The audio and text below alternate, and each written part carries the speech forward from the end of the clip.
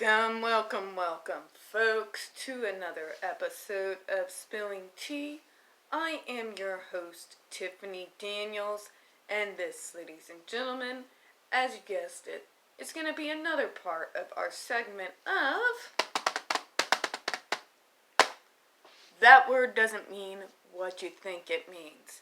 Now, I do apologize for my appearance and his real quickly, because we are running on very little sleep. Notice how ragged we both kind of look today. But that's neither here nor there. Now, today's word is brought to you by a specific ableist troll today, who told me when I mentioned how similar it looked in the TMZ video when JD was hitting the cabinet to an autistic and ADHD meltdown, to what he was doing in that video, how I was told that it is still abuse. So, today's word is meltdowns. Now, the definition being brought to you today is coming directly from a Google search. I will make sure to go ahead and add it into description. Thank you, Google.com. We're going to cover both definitions, and then we're going to go over how it's misused in regards to how people compare it incorrectly to abuse in just a moment. So, what is a meltdown in autism? A meltdown is an intense response to overwhelming circumstances, a complete loss of behavioral control.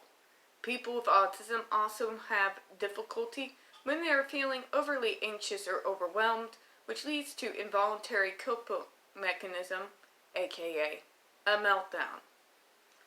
Now, let's see how similar or identical it is with ADHD. Okay, similarly, people with ADHD can also experience meltdowns, more commonly than others, which is emotions built up so extremely that someone acts out, often crying, angering, laughing, yelling, moving all at once, driven by many different emotions at once. Alright, folks, there you have it. Those are the two definitions that we're going to be looking at today, and seeing how it is all too often incorrectly related with so-called abuse. I'm going to talk about what is to me a very obvious difference between a neurodiverse meltdown, like what we just went over in those definitions a moment ago, and abuse. A meltdown is generally caused, again, like they said, when one's overwhelmed by a bunch of different things, and our other coping mechanisms are not going to do anything. It is a loss of all control. That lack of the control in and by itself kind of makes this idea of abuse a little bit ridiculous. And I'm going to tell you why. More often than not, abuse has to do with someone being violent to a particular target. Let me give you an example. When it is an abuser coming after a specific target, that means he's not going around smashing tables, kicking in cabinets. In my case, I have this weird disposition for throwing furniture. Literally furniture. Don't ask, I don't know. But more likely than not, it is damage to inanimate objects. It's property damage, by and large. The only time usually someone ends up getting hurt is usually if someone tries to restrain the individual while the meltdown is taking place. We're not trying to target anyone specifically. We don't have anyone on mind that we want to cause violence to.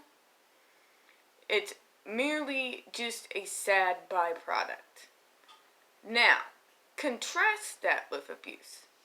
Specific target. You are not just hurting that person accidentally as a byproduct.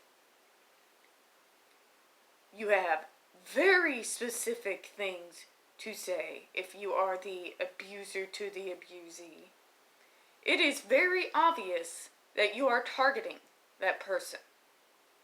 Now, let's compare that with the TMZ video that everyone says confirms the abuse with JD. In that video, what I did not see was any targeting of AH at all, whatsoever, period, bye-bye, see you later. Not one time did he gear any of what he was doing towards her at all. He did not throw anything at her. He was not slamming anything near her head. He wasn't even looking in her general direction. What he was doing was what I have seen so often from myself and others when in Meltdown, which is damage to inanimate objects around him because he was overwhelmed. And he had a lot to be overwhelmed about. He just lost his mother.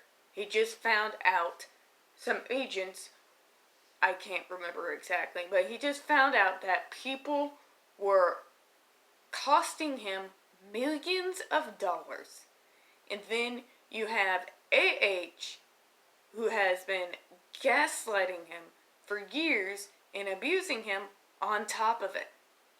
Now, folks, speaking as an expert, as someone who has thrown more than a few meltdowns in my time, and being autistic as well as having ADHD friends that I'm close with, I can tell you what that looks like is a meltdown. Now, you may say that he did say something to her during that whole exchange of the slamming of the cabinets. Okay, I'll bite that. Did he say anything to her before that? Or was he already in the process of meltdown? Not all of us are verbal during meltdowns. I'm sure as hell not.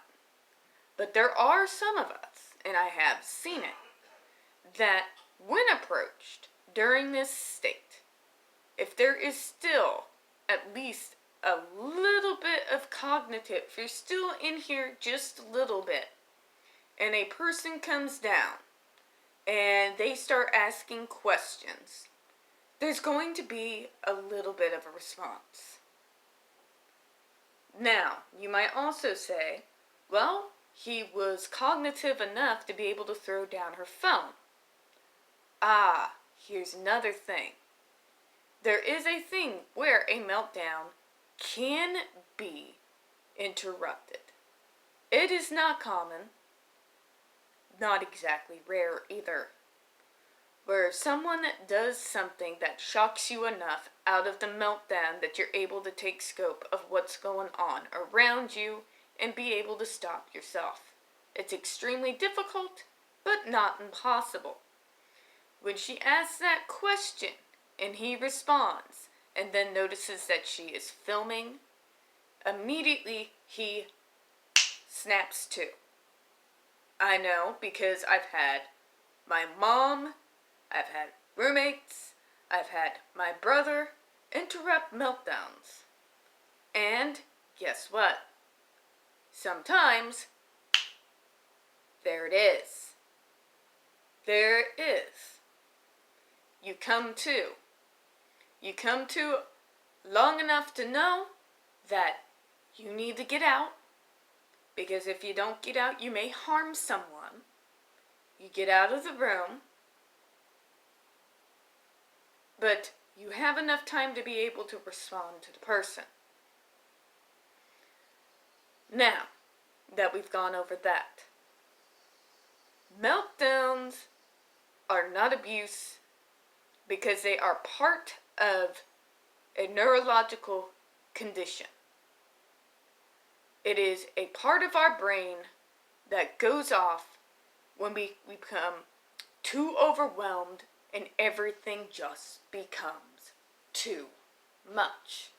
There is not a specific target in mind. More often than not, we're not going to go seeking someone in order to start an argument. We are not simply trying to target people. We're not being violent for the sake of violence. Okay? Okay? We're not going out of our way to hunt somebody down and beat the crap out of them. That's the difference. Meltdowns are a physical, violent reaction to too much stimuli and too much emotional madness going on at once. Most often, unless you try to restrain that person physically, the violence is never going to be directed at you or anyone else specifically. I won't say during meltdowns people don't get hurt, but hear me. No one's being specifically targeted. That anger is not geared towards anyone in particular. Understand me. Understand me. Understand that. We are not trying to control anyone. We're trying to provoke anyone. We're not trying to hurt anyone. Okay? Abuse, again, is targeted. You have a specific target. You know exactly what you want to do to them. And you engage in those horrific actions. Do not ever compare something that is part of a neurological disorder, which already garners more than enough negativity, stigma, and more justifications for abuse than I've seen, by calling it abusive. You're either doing that on purpose to further the stigma, or you just have no concept or understanding of certain neurodivergent neurological disorders and how they work. So, again, if you are saying that meltdowns are abuse, then all I got to tell you is that word doesn't mean what you think it means. Alright, folks. I do appreciate your time this afternoon. I do apologize for being slightly more fiery than usual. I got really upset with that person online earlier today. Now, as always, folks, please don't forget to hit that like button, hit subscribe, don't forget to hit the comments. And folks, we are at 153 subscribers. We are trying to get to 200. So please share this channel on all your social media. Again, update. We are trying to get things up here, me and Mr. Cat, so we are going to be able to stream. I just want to make sure you poor folks have to see my face when I'm actually getting ready to stream. As Groucho Marx would say, that's the price you have to pay. Alright. I do appreciate your time this afternoon. I will be seeing you on some of the later streams this evening. I do, and I will see you later. Have a good one. Bye-bye.